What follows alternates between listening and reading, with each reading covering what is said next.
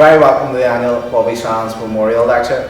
Tonight we are joined by Mary McGinn, Shana Walsh, Jennifer McCann and Jim Gibney. This event is part of a series of events planned for the 40th anniversary of the 1981 hunger strikes. Due to the ongoing COVID-19 pandemic, we've been unable to commemorate our Patriot Day in the normal way, but if it's okay with you folks, I think we'll just get straight into it. So in the first section, what we want to talk about is the life of Bobby Sands. All of us know the politics around it and the history perhaps, but I might start with yourself, Mary, if you would be able to give a bit of an insight into the early days of Bobby Sands and him as an individual and as a person. Well, Bobby, we all went to secondary school together, Stella Morris, and he was always a very inspirational person. He was always dead busy and always doing something, thinking ahead. He loved his football, and he loved music, and he also loved to dance. We used to go to the Stella Morris disco on a Tuesday night, and then we used to sneak into the Floral Hall where we were underage, but we would have sneaked in there and had and he loved his wee dance. He left school obviously at 16. He went to work in coach factory on the Church Road, which was just outside of Rathcoole. It was like a wee industrial estate. He could have walked from where Bobby lived, the same as I worked up the street from it, in a box making factory, and I could have walked there as well. He was very politically motivated from a young age, and obviously with Rathcoole and the way that it was, our homes were always being attacked, or we were being attacked individually. He was walking home from discos or schools or whatever. Then after they moved, I think it was 1972, the family moved to Twinbrook. Bobby's sister would have came and stayed in my house one night a week, and I would have went up and stayed in their house. And then he wasn't that long up in Twinbrook whenever he was arrested, but always loved his football, but always was ahead of his time and always very inspirational. Yeah, I think that's a story of a lot of young people even today that be involved in sort of sports clubs and GAA clubs, music and dance and whatever else, but I think it's important that we get the idea of the political circumstances of the time and why people like Bobby Sands had to get involved in the things that they were involved in. So Jennifer, would you mind just touching on a wee bit that Mary's touched on, just in terms of the sectarianism of the state and the political situation? Yeah, well obviously, I mean, I didn't meet Bobby till 1976, until he got out of the first time he was in jail. And he was in Twinbrook then for, I think it was only about 5 or 6 months before he was rearrested again. But at that time, obviously 1976, you were in the thick of the conflict and everything else. And I think particularly as a young people that were growing up in the Twinbrook estate, it was like most other areas most other areas, particularly in Belfast, but right across the north. It was the most militarised part of Western Europe at that time, and you couldn't really move going from your house in the mornings even to school. I was 15, 16 then. You were constantly getting stopped on the street, you were constantly getting searched, your bag searched going into school. You were sort of there were people there that probably older than I was at that stage, people who were getting killed on a daily basis. Lots of people were going to jail, quite young, people like Shana and Jim and people like that. At that time, Bobby he was only out of the cages at that time, but he was, as Mary said, very, very inspirational to young people in the local community. Very, very much, in my opinion, someone who cared a lot about people. He was a very genuine person, particularly around young people. He also was very much into community politics, and he was instrumental in setting up the local Twinbrook Tenants Association from years ago, and he was also instrumental in the setting up the Irish language classes, but also the first Irish language nursery school. It was in a local house or a local flat at the time, so that was all happening in and around. But as part of the conflict that was evolving as well. But that whole sort of part of it it was much more than people say about. It was resistance, obviously, on the streets, and there was resistance in the jails as well at that time. But he was, in my opinion anyway, and most young people of our age that had met him at that time in Twinbrook would say the same thing. Very inspirational, when we were growing up, for young Republicans around that. And I think also, it was for me too. I mean, when I look back on it, and I know because Mary be a friend of mine, and we've talked about this and that. It was very much. I mean, I would have known about Bobby's family before he got out of prison, his sisters and that. But I think that he was very, very much. He very sort of approachable as well for young people. If people had problems, he would have played the guitar, and you knew all that side of him as well. Yeah. But I think that for young Republicans growing up, he sort of set us on a path, if you like, as well. That we would have been very sort of wanting to hear the stories that he because I mean, they all see he was a big lad. I mean, he was a man. He wasn't much older than me, really. Still quite young. And yeah, that's what I'm saying. But he's seen. But as in later years, and as when he went to prison, and I went to prison myself, and I would have been writing to him and stuff like that. So I just think that the whole context of the struggle, I think when you look at it, we looked at it from the jail perspective, but outside as well. But you sort of had that whole sort of issue of criminalisation on the streets as well. So you obviously, as I say, as a young person growing up, there was harassment, there was constant repression on the streets. But I think that for my memories of him when I first met him, that would be my sort of deepest memories, that he was very inspirational for young Republicans in particular. And just leading on from that, Sienna, if you don't mind me coming to yourself, I mean, Jennifer and Mary both spoke about a young man that was musically involved in sport, but where is the shift in? What changes for someone like Bobby Sands to get involved in struggle? For that, you would have to go to the conditions that we were living in Belfast at that time. And a friend of mine once said it best, I think, in that we didn't go to war. War came to us. War came to our streets. And as a result of that, the British Army on the streets, the repression, not only internment and all that was involved there, but the actual physical military occupation of our streets, of the community halls, of I came from the Short Strand before I ended up in Twinbrook. But whenever they came into the Short Strand, they occupied the bus depot. They took over a number of shops and turned them into fortresses. They took over the parish hall. They took over industrial sites. And it was all with the idea of repressing and oppressing the nationalist people.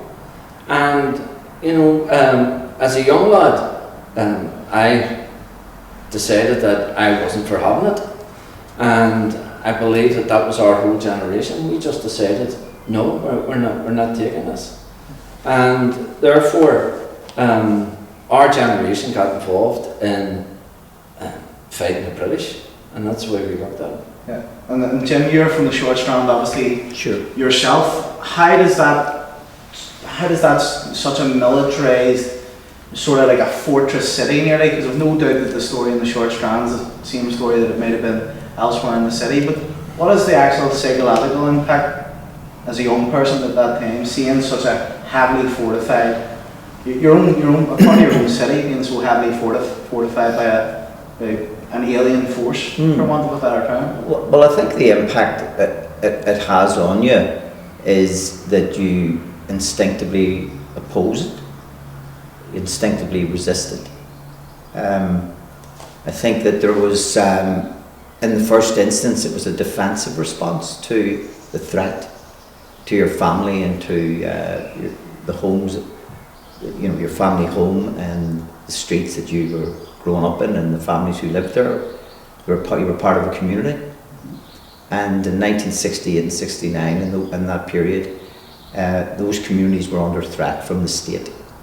And the loyalist and unionist forces at work, both police, the army, British Army later on, and the B Specials. So they were on the streets as we were on the streets, and on many occasions it was confrontational. A set of circumstances that led to riots and led to other forms of resistance as well. And young people were in the middle of it, in the area that Shane and I grew up in, and it was the same across the city. Right across the city and in Derry and places. If you look at images from that period, what you'll find is young people.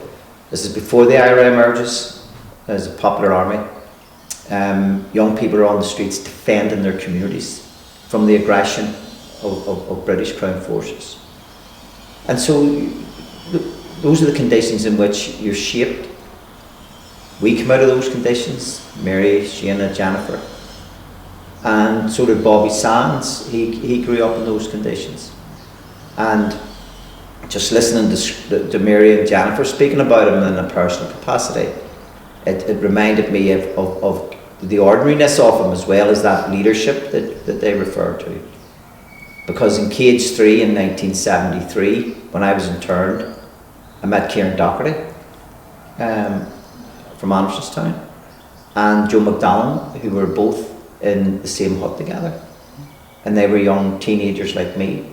And little did we know then, in 1973, that both Kieran and Joe would later on go on hunger strike and die on hunger strike with Bobby Sands. So the conditions that we're describing, or Shana was describing earlier, that militarised environment produces the hunger strikers.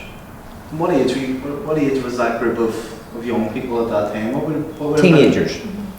14-year-olds upwards, boys and girls, at school, coming home from school with their school books, their school bags, leaving their school bags in the house after they do their homework, and get out onto the streets to defend their community. And people started off at that age and then matured as activists, and a lot of them joined the IRA, a lot of them joined the street movements that there were around at the time. But if you look at photographs from the period, what is quite clear is that young people are out on the streets leading the opposition, leading the opposition to the aggression. And then if you look to the popular movements of the time, the civil rights movement, people who were publicly associated with that, like Bernadette McCalliskey and others, Michael Farrell, they're also young. So this is a young movement of people. In regards to, whenever I landed into jail in January 73, I was 16 at the time, and Bobby was one of the first faces that greeted me whenever I landed into jail. And it was Long Cash they put us into. So this was a totally different experience for anybody. There was no sort of preparation for it. You were just straight into this prison camp, and it was very, very clearly a prison camp. Wide open spaces, huts. We called them cages, but the authorities call them compounds. Yeah, they were surrounded by barbed wire and fences, nissen huts. There were watchtowers. The internal watchtowers had the prison mortars in them. The external had British military in them, with some of them with machine guns and searchlights. There were dog patrols. There were vehicle patrols on the perimeter. There were helicopters constantly in the air. So it was very clearly, as far as we were concerned, a military prison, and we were very clearly political prisoners at that stage. And in regards to Bobby, I was 16, Bobby was 18. And one of the things that he did, he took me for a daunder around the yard and read, "This is the way it is." and he went through the different routines and the life, basically, of a Republican remand prisoner, explaining to you all sort of do's and don't do's, and what you have to send visits out, you get parcels in, and you know, that whole sort of side of things. And right from then, I became very friendly with him in the jail. And one of the things about him was he loved pop music at that stage. Imagine John Well, he was. Lennon. Well, no, it wasn't so much John Lennon then. It was more like he wore his hair like David Bowie, and sometimes like Rod Stewart. And he had, one of the things about Bobby was he had this cocky dander whenever he walked, and you know, it was just him. And in regards to, he had a big interest in soccer.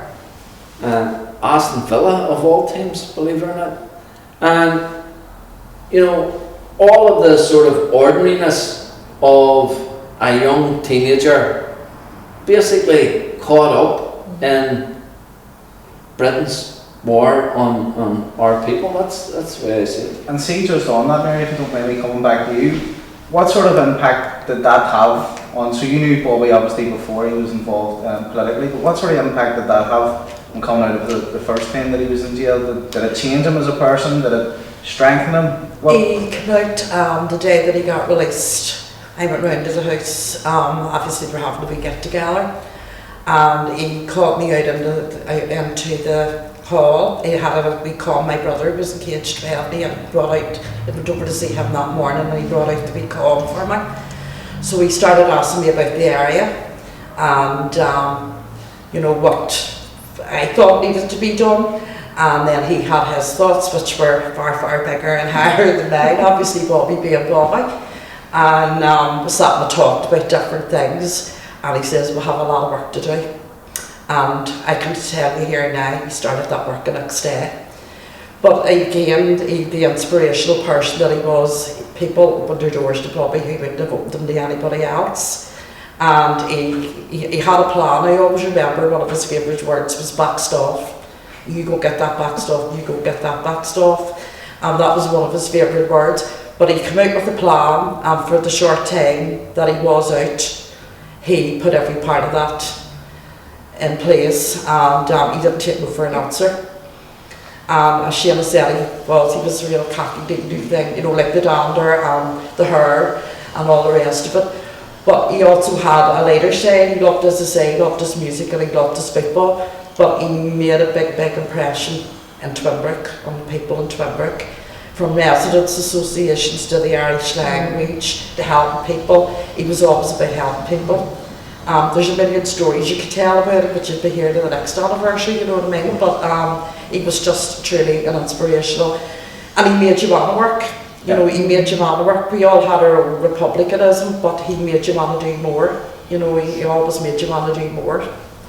So he was obviously then rearrested in 1976, and Jennifer, that would have been when you had met Bobby? Yeah, I mean, he was only in, I think, for about 5 or 6 months, like most of them. He got out at the end of March, and he was back in captured October, wasn't it? in October or so.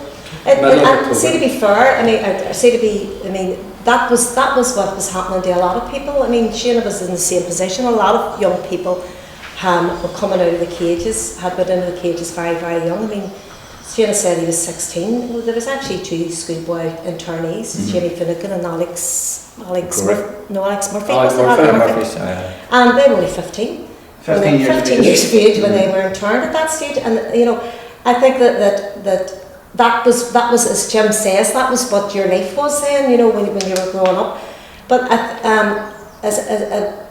going back to sort of way at that time, he was only out for that really short space of time, Mary's right.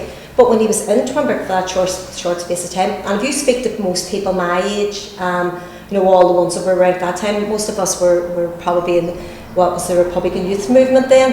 You know, they will all tell you the same thing about how much he did, and I just mentioned some of the stuff, particularly around the school in the Frishigan. I think that was one really you know, the people don't know an awful lot about that, but that was actually, I mean, that he was instrumental in setting that up as it is today, you know, and I think it's very fitting that it's called after, you know, the lark. That's what it means, and I think that you know, for most of us young people that would have known him then, I mean, I probably wouldn't have known him probably as well as Shana and Mary and that, but just in that short space of time, that you really, you know, you got that sense of, you know, that he was a motivator. He motivated people to do things, you know, in a way that wasn't, if you like, arrogant. There was no arrogance about him. I always remember that. He was never an arrogant person. Just a wee thing, and it was always stuck with me. I was arrested in 1980, and at that stage, you were well in the blanket protest, you know, and the women in Armagh were on the no wash when I went in. I was on remand. And that had been the brutality in the jails was really something, you know. I think sometimes as well, Jennifer, that's not that more focus is given to the men in the hate specs, but I think that the story needs to be told a wee bit more about the women. So how was? Well, I can't even begin to imagine. Well, when you're talking about the women, when I went in 1980, the women had already been forced on a no wash protest. And the women had their own clothes in Armagh, you know, that's why there was never no blanket protest or anything. But the women had been attacked by the screws in the jail, and they had then started, I think it was around the 7th of February, they had done a raid on the wing. So the women were all forced on that because they weren't allowed out to empty the chamber pots then, and there was no toilets or anything in cells. So they had to do that, and they were forced on that no wash protest. So when I went in, they were on that and had been on that probably for about, I think about a month or so. And, you know, they were segregated, totally kept away from everybody else in the jail, the remand prisoners and everything else. And the three women, Maria Farrell, who was later executed in Gibraltar, Mary Doyle and Maria Nugent, they were on the first hunger strike. And they were on the first hunger strike, and they were moved to the hospital wing very, very quickly because they'd already been in those conditions for that length of time, and you know, they were quite thin already, you know, because I mean, obviously you were existing on what the little you got in prison food and that. But I think that you know, and obviously the second hunger strike came, and there was a decision made not to participate in the second hunger strike. But I think that you're right, you know, sometimes obviously the women, and we have told our own stories. I mean, there's a lot of people. Mary Doyle speaks quite a lot still about the hunger strike and that. So I think that while you're right there and everything else, but it wasn't a them and us situation either. Yeah. There was a lot of comradeship between the men in the H blocks and the women in Armagh. A lot of the women knew. You know, comrades some had Dolores O'Neill, for instance. Her fiancé was Thomas McElwee, who later died on hunger strike. You know, so you'd had a lot of connections that way. But the reason I was saying that was because I was going to say about the letter. I mean, I remember the first time I was arrested, and my first visit, when I got a letter, one was from yourself, Shana, and one was from Bobby. And, you know, in the letter, you know, he was saying, you know, hope you're okay and all this here. But it was like, if you need anything, let me know. And they were, you know, it always struck me, they were in 4 years under the blanket protest or whatever, and they were living in their conditions, and yet they're asking me, do I need anything, you know what I mean? I thought, and that was just, I suppose, just a wee thing. It's always stuck in my head and struck me. But yeah, you're right. I mean, it was the jails in those days, like, I mean, the brutality in the jails in those days is only really getting told now. I mean, I personally know blanket men who still can't talk about some of it, you know. Probably I mean, the women, as you say, we were in those conditions as well, and you know. But I think that the fact that they hadn't even got their own clothes and stuff like that, you know, and just the sheer brutality of the jails in those times for both the men and the women, you know, that were on those protests, you know, was very, very difficult. And that sort of, I suppose, brings us on then the escalation of this. So you're on the blanket, the no wash protest is taking place in Armagh, and that ultimately culminates then in the 1980 hunger strike. Jim, what sort of impact did that that hunger strike had on the Republican psyche, because in 1981 the movement wasn't particularly keen on embarking on another hunger strike. Was that related to what had happened in 1980, or are those two things separate? Well, I think the reality was that the party and the leadership of the movement were very concerned about the direction in which the protest movement was in the prison, in Armagh Women's Prison and in the H blocks was taken, because of the determination of the British government, in particular Margaret Thatcher. It started with the British Labour government and then was handed over to Margaret Thatcher in terms of the criminalisation of the struggle. And for some reason, she was convinced in her head that she could beat the IRA by trying to break the prisoners in Armagh Women's Prison and in the H blocks.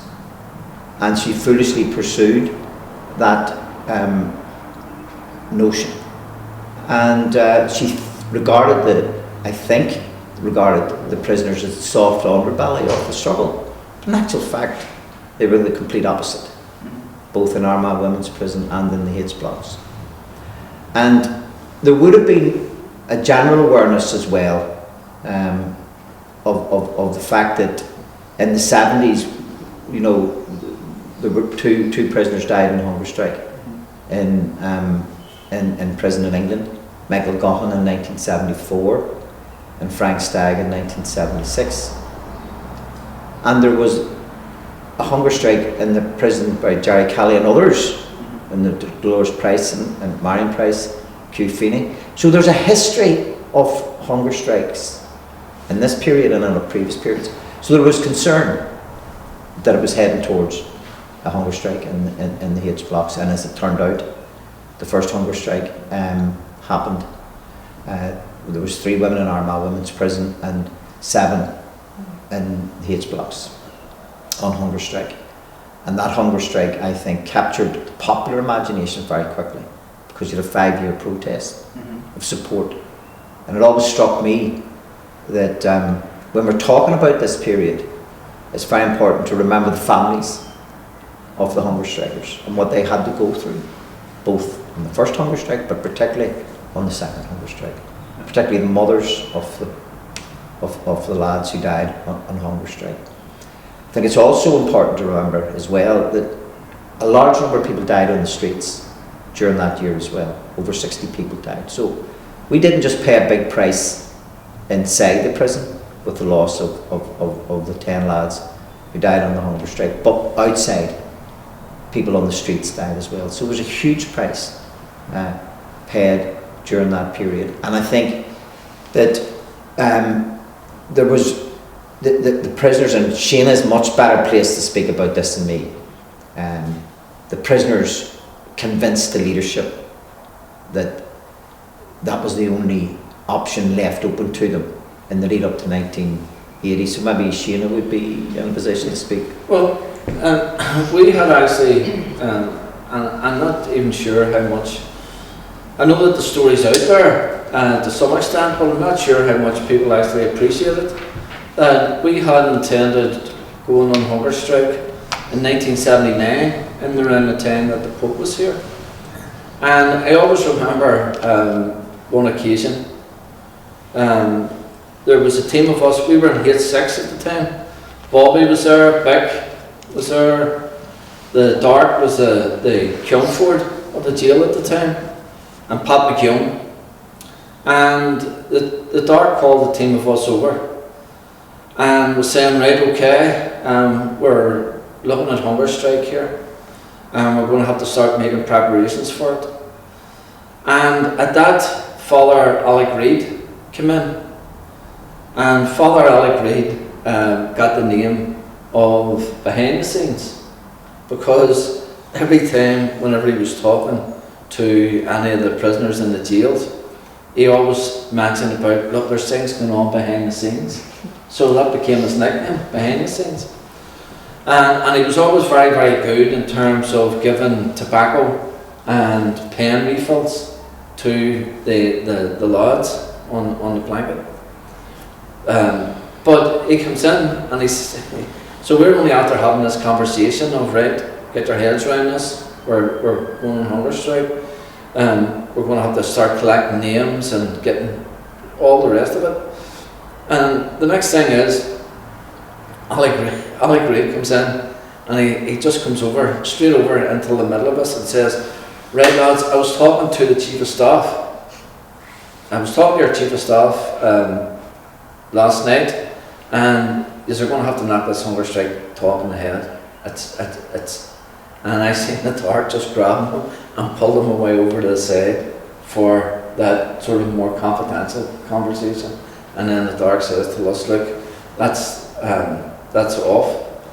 And what actually happened at that stage was that the leadership on the outside decided that if there was going to be a hunger strike, that they needed to prepare the ground on the outside to educate people more nationally and internationally in regards to what was happening to us inside the jails, and therefore they ended up establishing the National Hate Block Armagh Committee. And Mary, in 1981, obviously that's then Bobby had his mind made up that he was going to be the one to lead the hunger strike. How did you find out about that? Did he tell you himself, or had you heard through other avenues? I think I probably heard through his family. Yeah. I can't just remember exactly, but I would imagine it was through his family. Yeah. Really, you heard things, you know, it wasn't like now we have social media and all that there sort of stuff. It was a shock, especially after the first hunger strike, because you'd hope that it wouldn't happen again, but it did happen. And so all you could do was go out onto the street and do what was asked of you. There was the smash HBAC committees and Armagh HBAC committees.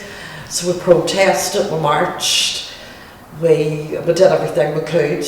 I think sometimes I've discussed this with a few people, you were always saying, is there something more that we could be doing? But there was nothing that you could think of any more than you could do. And at that time, did you think that it would have ended after a number of days, or did you know that the character Bobby was, that he was going to see that? Well, it was very surreal, but knowing the character that Bobby was, you knew that he was there till he was going to, you know what I mean, if it was coming to what it came to, and he died, that he would be there, he wouldn't renege, you know.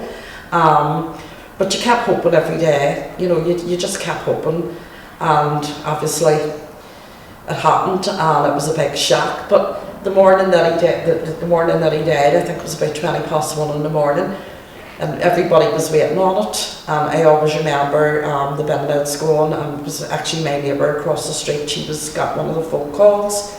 They had people in the area, you know, each part of the area who would get the phone call to go out, because there wasn't a lot of phones in either. And you just jumped and got into your clothes and ran out onto the street and went where you were sent. Mm-hmm. You hadn't time to grieve even, you know. It was just about getting everybody out and securing the area. Myself and a few people were sent round to Sansa's family home to keep the press away. Yeah. And of course the family had just come home, and we formed a line at the back and the front so that the press couldn't get through. And then at a later stage the Brits started coming in and the rioting started, so the press kind of took themselves, you know, out of the road.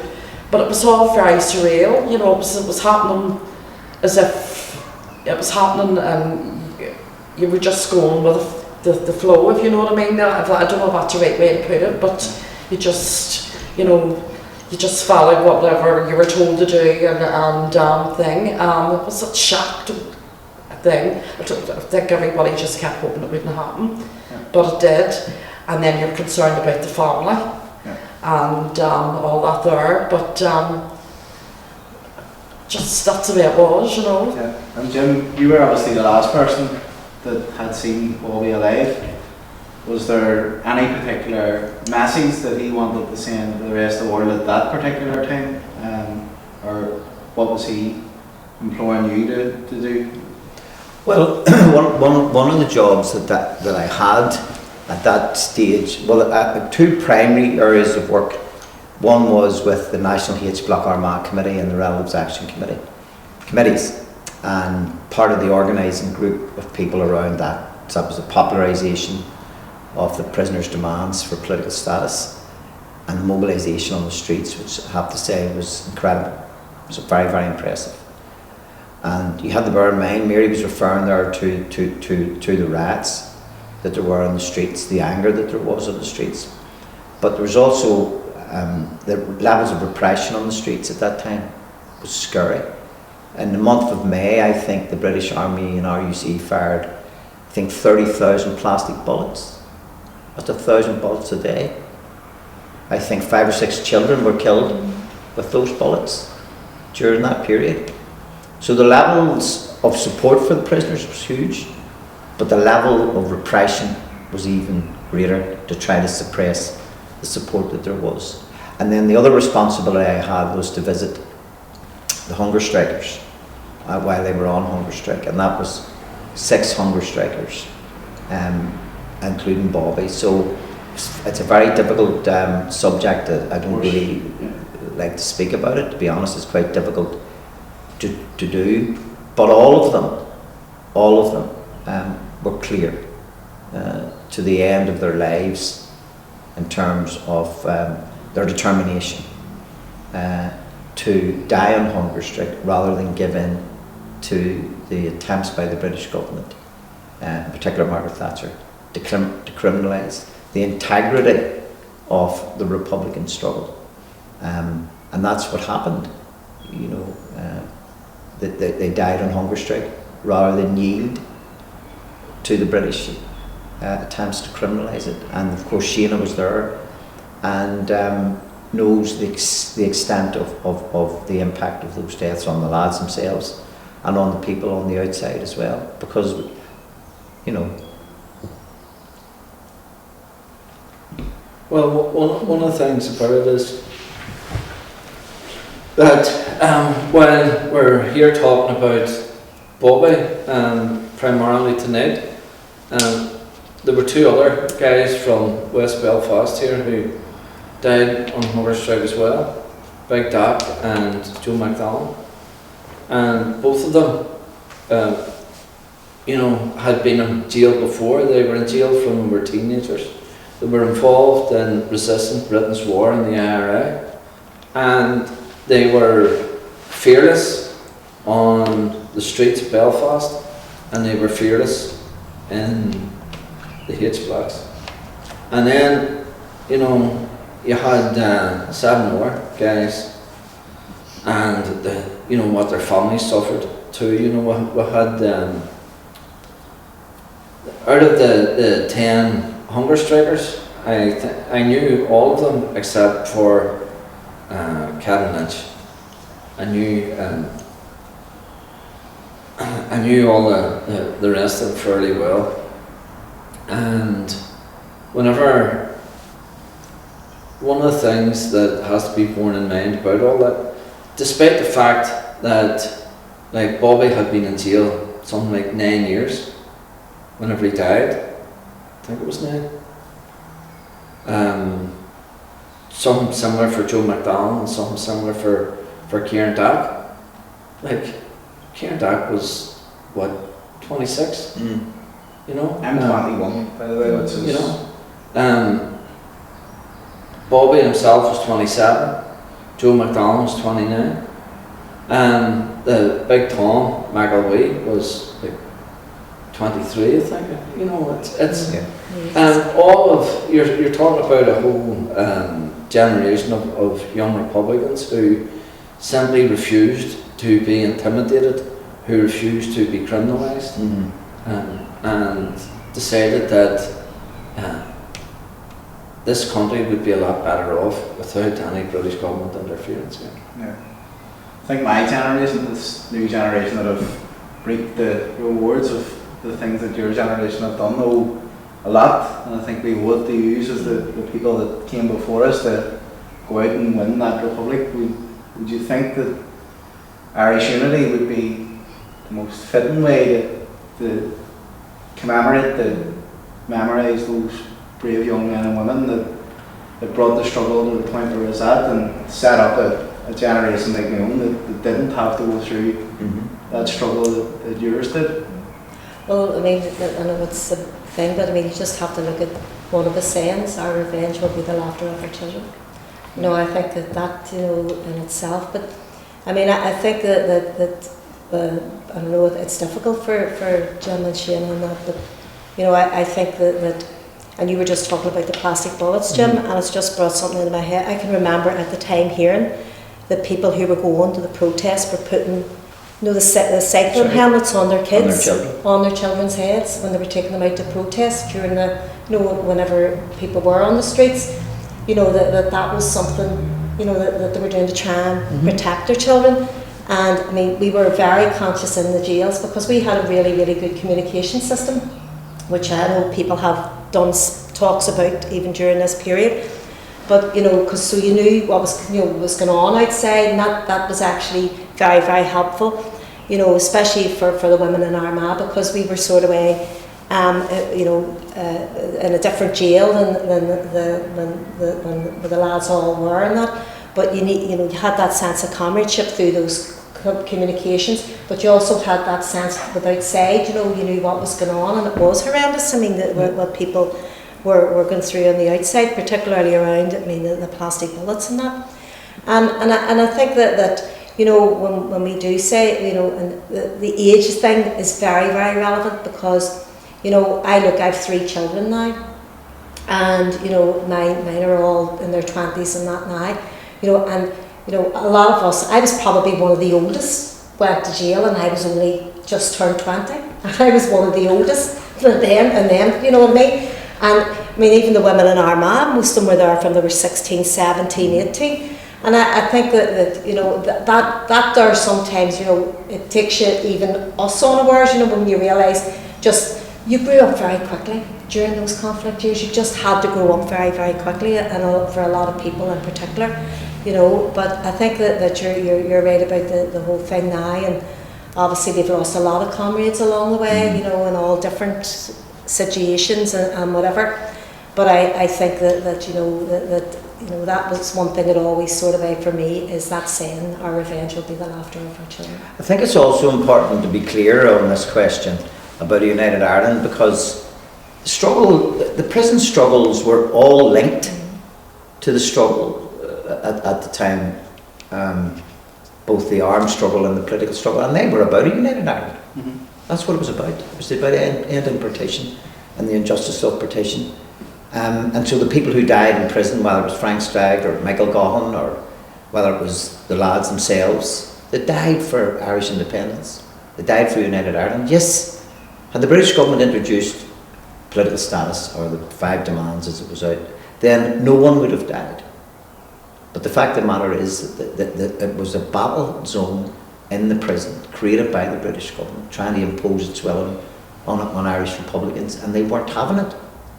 And so they died for a united Ireland in the prisons.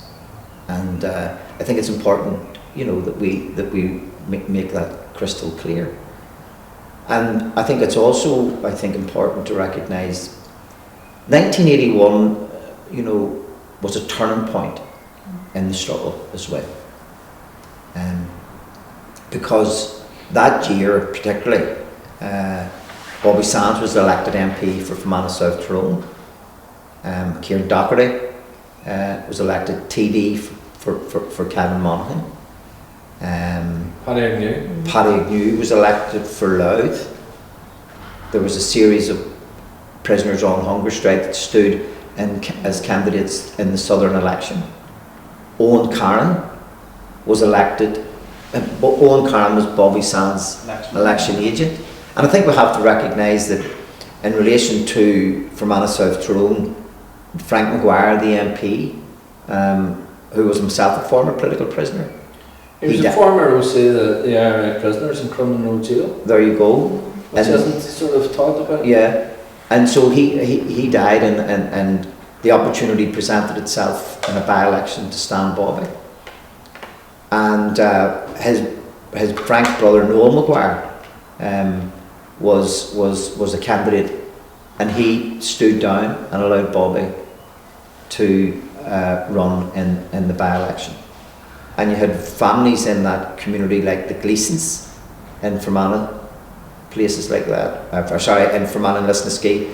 And these were the people who made that victory possible, because they had the expertise that we didn't have, and they helped to win the seat. So that was a huge year, because out of that then, Sinn Féin, the political party that we know today, emerges from, as I said in an interview, I think in another interview, that, you know, when I look back on the time, the decision that was taken inside Bobby Sands' cell in the H Blocks prison hospital, where he dies on hunger strike, the decision to stand him there leads to the party that Sinn Féin is today, in government in the north and in the cusp of government in the south.